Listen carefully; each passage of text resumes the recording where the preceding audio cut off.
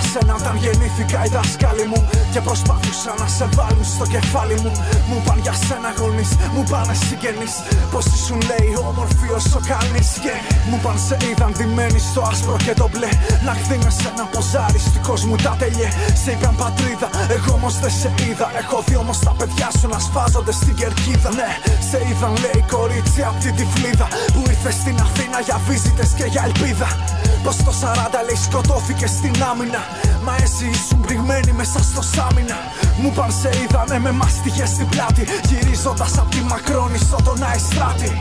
Σε είδαν στην Ευρώπη να γυρεύεις κάτι και κάνες τα παιδιά σου πρόσφυγες για ένα κομμάτι.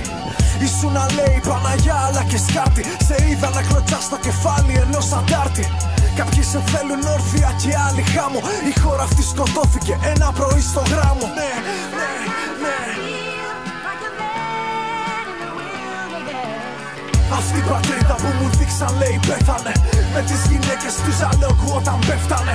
Αυτή η πατρίδα που μου δείξαν αυτοκτόνησε και στο ικρίωμα μια μέρα μ' απαγχώνησε. Για την πατρίδα μου λυπάμαι μα προδόθηκες και για 30 αργύρια σαν πουτάνα δόθηκες. Κόψε τα ψευτικά τα λόγια τα μεγάλα σου, μυρίζει αίμα κι είναι κόκκινο το γάλα σου.